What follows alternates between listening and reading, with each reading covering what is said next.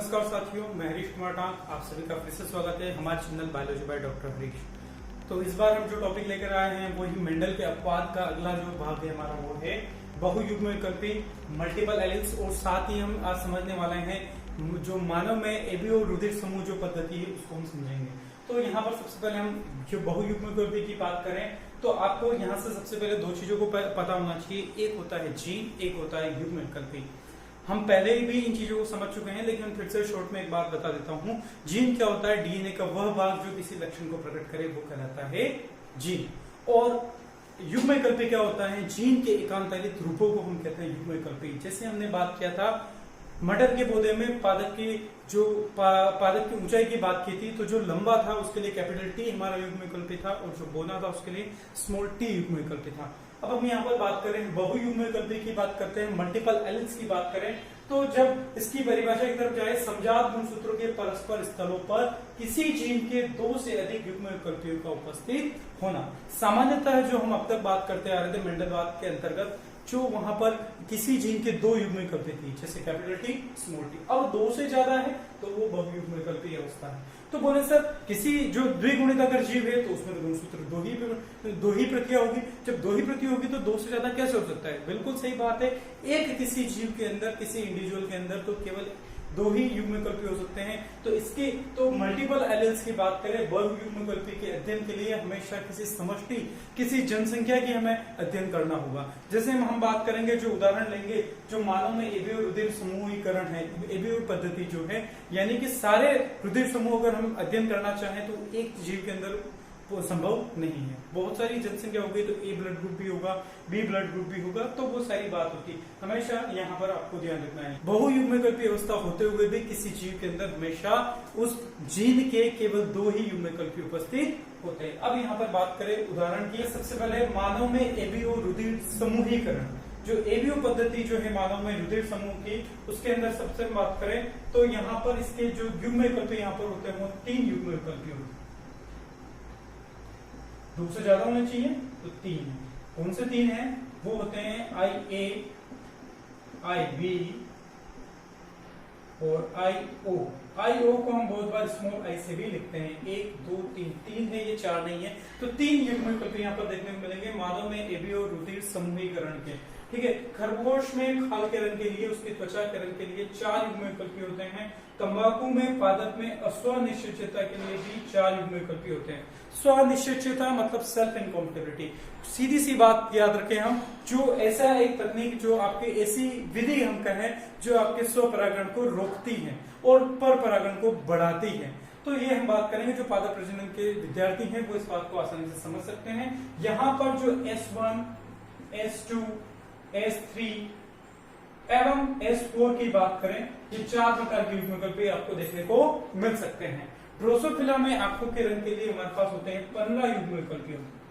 ठीक है। तो ये उदाहरण की बात हुई। इसमें से जो मानव में एबीओ रुधिर समूहीकरण का जो उदाहरण है, इसको हम डिटेल से आज बात भी करने वाले हैं। बहुयुग्मविकल्पी का जो सबसे महत्वपूर्ण उदाहरण हम समझते हैं मानव में एबीओ रुधिर समूहीकरण। इसमें जो सबसे महत्वपूर्ण जो क्वेश्चन आता है वो यहाँ से आता है, कार्ल लैंडस्टीनर से। जो ये वैज्ञानिक था, इसने इसका प्रतिपादन किया था, इसको डिस्कवर किया था, इसकी खोज की थी। हम अगर बात करें तो आपको ऐसा बहुत बार अधिकांश परीक्षाओं में क्वेश्चन आ जाता है कि एबीओ रुधिर समूहीकरण को किसने प्रतिपादित किया था? आपका जवाब होगा कार्ल लैंडस्टीनर ने 1901 में। ठीक है।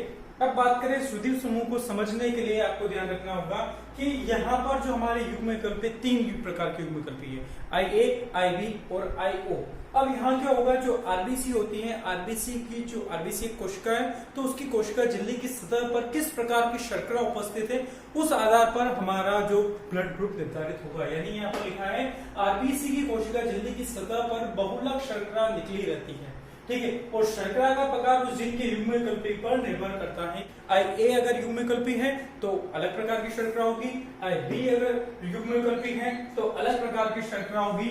तो यहाँ पर हम बात करते हैं। और जो IO युग्मविकल्पी होगा तो वो किसी भी प्रकार की शर्करा का उत्पादन नहीं करेगा। यानी कि सिंपल सी बात है कि हमारे पास जो जीन है रुधिर समूह का, उस जीन के जो युग्मविकल्पी है वो आरबीसी की कोशिका झिल्ली की सतह पर शर्करा के निर्माण के लिए उत्तरदायी है। तो अलग अलग प्रकार की शर्करा बनेगी। IO कोई भी प्रकार की शर्करा नहीं बनाएगा। इसी आधार पर हम रुधिर समूह की बात करेंगे। एबी और रुधिर समूह को समझने के लिए हम जो ये टेबल बनाने वाले बहुत ज्यादा इंपॉर्टेंट है। इस टेबल से हर जगह से आपके क्वेश्चन पूछा जाता है, तो इसको रटेंगे नहीं, समझते हुए बनाते हुए चलेंगे और इसको हम पूरी तरह से याद भी रख लेंगे। तो देखते हैं, सबसे पहले हम रुधिर समूह की बात करें तो एबीओ पद्धति के अंदर समझते हैं यहाँ पर जो 4 रुधिर समूह आपको देखने को मिल रहे हैं। जो सबसे पहला रुधिर समूह है वो हमारा है ए रुधिर समूह। अब आपको ध्यान रखना है प्रतिजन और प्रतिरक्षी की हम बात करेंगे, तो प्रतिजन प्रतिरक्षी को हम आगे समझ भी लेंगे, लेकिन प्रतिजन और प्रतिरक्षी के लिए हमारे पास यहाँ पर 2 चीजें हैं, ए और बी। अगर ए प्रतिजन आ गया तो बी प्रतिरक्षी होगा, उसी आधार पर हम समझते चलेंगे। तो आपको ध्यान रहे कि जो रुधिर समूह होगा वो ही प्रतिजन होगा, यानी कि प्रतिजन हुआ यहाँ पर, प्रतिजन को इंग्लिश में बोलता है एंटीजन, प्रतिरक्षी को एंटीबॉडी। जो रुधिर समूह होगा वही प्रतिजन होगा, यानी कि आपका ए रुधिर समूह के अंदर जो एंटीजन जो होगा, ए प्रतिजन जो होगा वो होगा ए। अब इसके जीन प्रयोग की बात आती है। जीन प्रयोग यहाँ पर 2 प्रकार के हो सकते हैं, आई ए या फिर हो सकता है आई ओ। अब बात करें यहाँ पर, आपको पता हो तो हमने बात की थी कि जो द्विगुणित जो कोई जीव है उसके अंदर आपके गुणसूत्रों की 2 प्रतियां होती है। तो ये आपके समजात गुणसूत्र पर या तो आईए युग्म कल्प हो सकता है एक तरफ और दूसरी तरफ आईए, या फिर स्थिति ऐसी भी हो सकती है। बोले सर दोनों ए आपके प्रतिजन को कैसे दर्शा रहे हैं, तो यहाँ हम बात करें तो ए वाला है वो शर्करा बनाएगा तो ए ही बनना है, तो यहाँ तो कोई दिक्कत है नहीं। यहाँ बात आती है तो आपको पता है कि ए जो युग्म कल्प है वो ए शर्करा बना रहा है, लेकिन ओ कोई शर्करा बनाता ही नहीं है, तो हमारा प्रतिजन जो है ए ही रहेगा, यानी कि इस प्रतिजन के लिए यहाँ पर 2 आपके जीन प्रयोग रहेंगे। अब बात करें, मैंने हमेशा आपको यहाँ पर बार बार एक ही चीज आने वाली है कि मैंने बोला ए और बी 2 ही चीज है। ए हमारा अगर प्रतिजन है तो प्रतिरक्षी क्या होगा, बी। इसका सीधा उल्टा आपने को ध्यान रखना है, ठीक है। अगला ब्लड ग्रुप बात करेंगे, जो वहां दूसरी बात भी समझ में आ जाएगी। बी रुधिर समूह की बात करें, बी रुधिर समूह, जो रुधिर समूह वही प्रतिजन वही एंटीजन, यानी कि बी एंटीजन हो गया। अब इसके जीन प्रयोग को समझना है तो आई बी और दूसरी कंडीशन हो सकती है यहाँ पर आई ओ, पूरा वैसे वैसे कैसे सिमिलर, जो जैसा ए में बात की वैसे बस यहाँ पर बी हमने लिख दिया, ठीक है। और यहाँ पर अगर हम प्रतिरक्षी की यानी एंटीबॉडी की बात करें, मैंने बोला ए और बी 2 ही चीज है, हमारा बी आ चुका है तो अब क्या होगा ए, यानी कि यहाँ पर यानी कि ए रुधिर समूह में आपके प्रतिरक्षी एंटीबॉडी होती है बी रुधिर समूह में एंटीबॉडी या प्रतिरक्षी होती वो होती है ए। तीसरा हमारा रुधिर समूह यहाँ पर है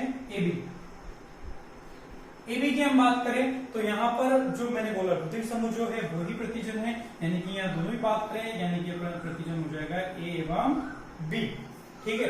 अब यहाँ पर इसके जो यहाँ पर जीन प्रयोग रहेगा वो होगा आई बी, दोनों ही आने चाहिए।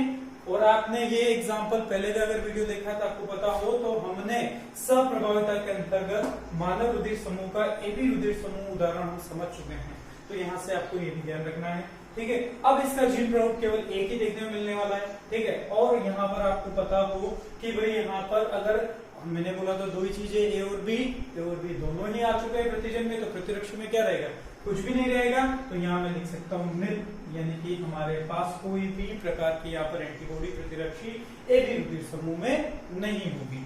उसके बाद आखिरी जो हमारा रुधिर समूह है वो है ओ रुधिर समूह, और ओ रुधिर समूह है तो इसके लिए हम बात करें, इसका पहले हम जीन प्रयोग देखें तो होता है आई ओ, या मैं स्मॉल आई भी लिख दूं, एक ही बात है ये, चलो लिख देते हैं, ठीक है। अब यहाँ पर बात रहे तो आपको पता है कि आई ओ कोई भी शर्करा का निर्माण नहीं करता है, तो प्रतिजन यहाँ पर किसी भी प्रकार का कोई प्रतिजन उपस्थित नहीं होगा। तो यहाँ पर जब हमको पता है कि ए और बी 2 चीजें जब दोनों यहाँ पर नहीं है तो प्रतिरक्षी दोनों प्रकार की हो जाएगी ए एवं बी। तो ये समझते हुए टेबल को याद करें तो बड़ा आसान है, लेकिन अगर डायरेक्ट देखोगे तो बड़ा मुश्किल रहेगा। यहाँ से ध्यान रहे, आपको कौन रुधिर समूह का जीन प्रयोग पूछा जा सकता है, उसकी एंटीजन पूछी जा सकती है यानी प्रतिजन पूछी जा सकती है, और प्रतिरक्षी पूछी जाती है। अक्सर परीक्षाओं में यहाँ से प्रश्न देखने को मिलेंगे, तो ये बहुत इंपॉर्टेंट है, इसको याद रखना न भूले। एबी और रुधिर समूह को समझने के लिए हम बात करें आरएच कारक। आरएच कारक भी एक आरएच प्रतिजन है, आरएच एंटीजन है जो कि रुधिर समूह में उपस्थित होता है। तो आरएच कारक क्या है, आरएच का मतलब होता है रिसस, जो एक 417 अमीनो अम्लों का एक प्रोटीन है, ठीक है, एक प्रतिजन ऐसा है जो कि 417 अमीनो अम्लों का बना हुआ है और इसकी खोज एक मकाका रिसस नामक बंदर में की गई थी आपके सबसे पहले, तो ध्यान रखना, इसीलिए इसे RH कारक कहा गया है। ठीक है, आपको पता होगा भाई, आपने सुना होगा भी O पॉजिटिव रुधिर समूह, O नेगेटिव रुधिर समूह, A पॉजिटिव। ये पॉजिटिव नेगेटिव क्या है, RH कारक उपस्थित है तो पॉजिटिव, RH कारक अनुपस्थित है तो नेगेटिव। तो अधिकांश आप देखो तो RH पॉजिटिव 85% जनसंख्या में आपको रुधिर समूह पॉजिटिव देखने को मिलने वाला है, धनात्मक मिलने वाला है, और 15% जनसंख्या में आपको ऋणात्मक यानी कि RH नेगेटिव रुधिर समूह देखने को मिलने वाला है। तो ये आपको ध्यान रखना है। उसके बाद जब हम बात करें ब्लड ट्रांसफर की, क्योंकि RH कारक हमारा वहां बहुत कम आएगा, ब्लड ट्रांसफर यानी कि रक्तदान की बात करें, ब्लड ट्रांसफ्यूजन, सबसे पहले एक वैज्ञानिक था जो डॉक्टर जेबी डेनिस, उन्होंने 15 जून 1667 में एक 15 साल के लड़के में भेड़ से रक्तदान किया था सबसे पहले। तो ध्यान रखना है आपको। तो ये सारी बात कुछ जो छोटे मोटे जहां से क्वेश्चन पूछे जाते हैं वो अपने को ध्यान रखना है। इसके बाद हम एक चार्ट बना के समझेंगे कि बहुत बार जहां से सबसे इंपॉर्टेंट क्वेश्चन आते हैं कि भाई यूनिवर्सल डोनर यानी कि आप सर्वदाता कौन सा है, सर्वग्राही कौन सा है, कौन सा रुधिर समूह वाला कौन से रुधिर समूह को रक्तदान कर सकता है, वो सारी बात हम समझेंगे। तो ब्लड ट्रांसफर की बात करें, रक्तदान की बात करें, तो आपको ध्यान रहे हमारे पास है 4 प्रकार के रुधिर समूह, O, A, AB और B। आपको एक सीधी सी बात समझा दूं कि समान रुधिर समूह वाला तो कोई भी किसी को आपका रक्तदान कर सकता है। ए वाला ए को दे सकता है, बी वाला बी को दे सकता है, तो मैंने ये चिन्ह लगा दिया, ए वाला ए को दे सकता है, ए बी वाला ए बी को दे सकता है, बी वाला बी को, ओ वाला ओ को। तो ये तो हमारी एक बात हमेशा क्लियर होनी चाहिए। एक बात हम ये कहते हैं कि ओ वाला है हमारा सर्वदाता, सर्वदाता यूनिवर्सल डोनर अगर इंग्लिश में कहें तो जो सबको दे सके। तो देखो आप तीर के निशान, ये समझाऊंगा मैं, तो देखो ए को भी दे सकता है, ए बी को भी दे रहा है और बी को भी दे रहा है और खुद को भी दे रहा है। तो ये और आपको ध्यान रहे यहाँ अगर RH कारक को ध्यान में रहूं मैं तो ऋणात्मक यानी कि नेगेटिव वाला O नेगेटिव है वो आपका सर्वदाता होता है। तो एक तो O की बात की, ए बी वाला देखो तो ए बी वाला खुद से भी ले रहा है, ए से भी ले रहा है, O से भी ले रहा है और बी से भी ले रहा है, यानी कि ये हो गया आपका सर्वग्राही यानी कि यूनिवर्सल रेसिपिएंट। और RH कारक को ध्यान रखे तो पॉजिटिव ए बी पॉजिटिव वाला आपका सर्वग्राही होता है। ठीक है, अब आपकी बात आती है कि भाई ए और बी में क्या होगा। तो ए वाला आप देख लो, जो मैंने ये तीर के निशान बनाए ये बिल्कुल ऐसे ही रहेंगे। ए वाला खुद से ही ले सकता है, ठीक है, और ओ वाला सबको दे सकता है, मतलब ए वाला ओ से भी ले सकता है, ए वाला ए बी को दे सकता है और खुद को दे सकता है। तो लेने देने का जो भी बात यहाँ पर है, कौन किसको डोनेट कर रहा है, कौन किससे रिसीव कर रहा है, रक्तदान की बात करें यहाँ पर इस चार्ट से सारी बात समझ में आती है। और O वाला सर्वदाता इसलिए है क्योंकि O वाले के पास कोई भी प्रतिजन नहीं होता है, तो रक्तदान में कहीं कोई समस्या आती ही नहीं है। आपको चार्ट ध्यान रखना है, यहाँ से क्वेश्चंस हर एग्जाम में कोई ना कोई क्वेश्चन बनेगा, इसको रटना नहीं है, समझना है, इसको एक बार बनाना। अगर आपको कभी एग्जाम क्वेश्चन आता है, इसको चार्ट को बना लो, कुछ नहीं, सीधा एरो ध्यान में रखना है, उस बेस पे आपको इजीली किसी भी टाइप का ब्लड ट्रांसफर का आपका यहाँ से आंसर आप दे सकते हो। तो ये सारी बात हुई हमारी बहुयुग्मकल्पी की और रुधिर समूह की। साथ में एक आपको मैं जो बात बताना चाह रहा हूँ, यहाँ से कभी आपको बहुयुग्मकल्पी का आपको जीन प्रोडक्ट निकालना है, कितने प्रकार के जीन प्रोडक्ट बने। अगर मान लो यहाँ से आपका एक क्वेश्चन आ जाए, सपोज यहाँ पर अगर यहाँ पर हम देखें कि बहुयुग्मकल्पी में जीन प्रोडक्टों की संख्या, तो मैं देखता हूँ अगर यहाँ पर जीन प्रोडक्टों की संख्या, तो इसका एक सिंपल सा फॉर्मूला है हमारे पास, और वो फॉर्मूला क्या है, वो है n इंटू n प्लस 1/2। ठीक है, तो यहाँ पर n क्या है कि बहुयुग्मकल्पी है, जितने प्रकार के युग्मकल्पी है वो आपके n यहाँ पर रहेगा। मान लो मैं मानव रुधिर समूह में कितने प्रकार के आपके युग्मकल्पी थे, 3 प्रकार के थे। ठीक है, IA, IB और IO। तो यहाँ पर अगर मैं 3 रखूं तो ये आपका हो गया, यानी कि यहाँ पर आपके 6 प्रकार के जीन प्रोडक्ट बनते हैं। क्या 6 प्रकार के जीन प्रोडक्ट बने? हमने टेबल बनाए तो बिल्कुल बने। कैसे बने? ए रुधिर समूह में 2 प्रकार के जीन प्रोडक्ट था, IA और IO। बी में 2 प्रकार के, IB, IO। कितने हो गए? 4। फिर एक रुधिर समूह का जो जीन प्रोडक्ट आप देखते हो तो AB में मिलेगा और एक O में मिलेगा, यानी कि कुल 6 प्रकार के जीन प्रोडक्ट मिले हैं आप किसी भी प्रकार के युग्म विकल्पी की अवस्था में ये सूत्र लगा के आप हमेशा पता कर सकते हो कितने प्रकार के जीव प्रयोग बने हैं। तो ये आपके यहाँ से आपको ध्यान रखना है। अब बात करें यहाँ पर, तो आपने आज बात की है बहुयुग्म विकल्पी की, RH कारक की बात की है, रक्तदान की बात को समझा हमने, मानव रुधिर समूह का ABO पद्धति को हमने समझा है। तो मैं आशा करता हूँ कि आपको सारी बात समझ में आ रही होगी। और जो हमारे चैनल को देखने वाले नए हैं वो चैनल को सब्सक्राइब करना ना भूले, और अगर आपको वीडियो पसंद आया हो तो लाइक करना ना भूले। अगर आपके दोस्त इस वीडियो को देखें, अगर आप ऐसा चाहते हैं तो शेयर करना ना भूले। तो बने रहिए हमारे चैनल के साथ, biology by doctor Harish. Stay home, stay safe, घर पर रहिए, सुरक्षित रहिए। धन्यवाद।